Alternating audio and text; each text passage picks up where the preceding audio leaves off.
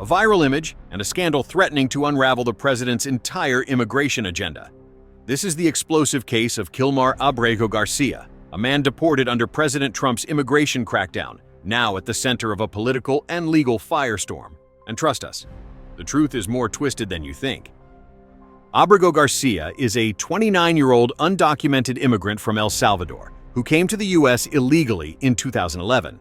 In 2019, he was arrested in Maryland alongside 3 other men. Soon after, he was detained by U.S. immigration authorities. But instead of being deported, something rare happened. An immigration judge granted him protection, ruling that if he returned to El Salvador, he might be targeted by gangs. So, under legal protection, Garcia stayed in Maryland, where he lived with his U.S. citizen wife, Jennifer Vasquez Sura, and their child. That legal status stood for years, until he was arrested earlier this year and placed in ICE custody. Federal officials claim he has ties to MS-13, one of the most violent gangs in the world. In March, the Trump administration deported Garcia alongside more than 260 others, mostly Venezuelans and Salvadorans, who were also accused of gang affiliations. Their destination? A notorious mega prison in El Salvador, known for its extreme conditions and housing the country's most dangerous criminals. It was a bold move, part of Trump's push to fulfill his second-term promise to, quote, remove the worst of the worst. In a recent press conference, Senator Chris Van Hollen, who traveled to El Salvador to meet with Garcia, shared harrowing details of his detention. As I said, in his cell, I believe there were about 25 people until he was moved. But as I said, while he wasn't fearful of the other prisoners in his own cell, he was fearful about the taunts that he received from other prisoners in. According to Van Hollen, Garcia has since been transferred to a detention center near Santa Ana, about an hour outside of San Salvador. While the new facility offers better living conditions, Garcia is now in complete isolation. No phone, no internet, no television, no contact with the outside world.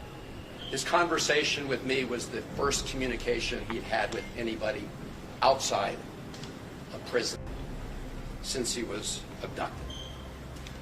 He said he felt very sad about being in a prison because he had not committed any crimes. While Kilmar Ábrego García remains isolated in a Salvadoran prison, his wife, Jennifer Vasquez Sura, has become the face of a growing movement demanding his return.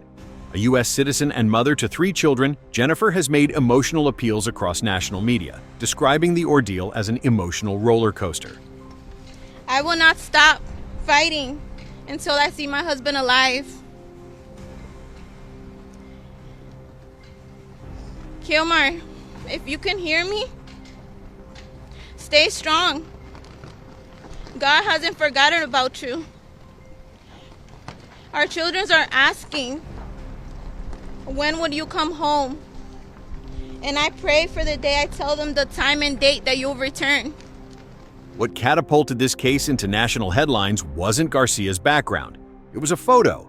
Inside the Oval Office, President Donald Trump held up an image of Garcia, pointing to a tattoo on his knuckles, and claimed he was a member of MS-13. "This is who Joe Biden led into our country," Trump declared. The image went viral. Right-wing media amplified it. The outrage machine kicked into overdrive. But there was just one problem. The photo was manipulated, digitally altered to exaggerate the tattoo and push a narrative. Multiple fact-checkers confirmed it had been doctored. In other words, the President of the United States used a doctored image to justify deporting a man before his case had even been heard. But it didn't stop there. Homeland Security Secretary Kristi Noem backed the photo, even after it was debunked. When pressed by reporters, she refused to admit the image was fake. Instead, she called it symbolic of the threat America faces. Democratic Representative Eric Swalwell called her out directly. "I've got a bull detector, and it's going off right now." The moment lit up social media and deepened the divide. Please take a look at this photo. It was tweeted by the president on April 21. It's been hanging out there for about a month. So what is your point?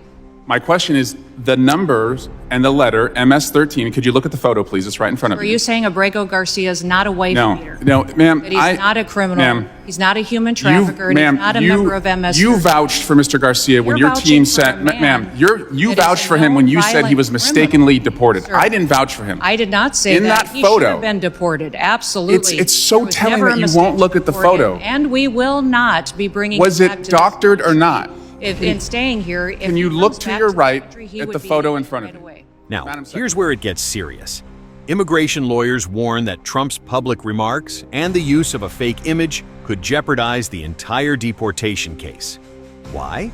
Because Garcia's legal team can argue that the president prejudiced the case by labeling him a gang member in the media before any evidence was presented in court. If a judge agrees, Ábrego Garcia might not be deported. He could walk free.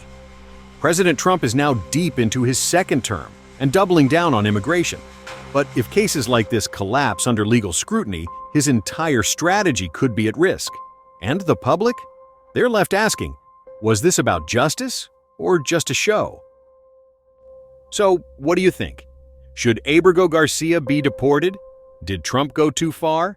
And will fake news bring real consequences? Drop your thoughts in the comments. We want to hear from you. Don't forget to hit like and subscribe because the truth isn't always what it seems.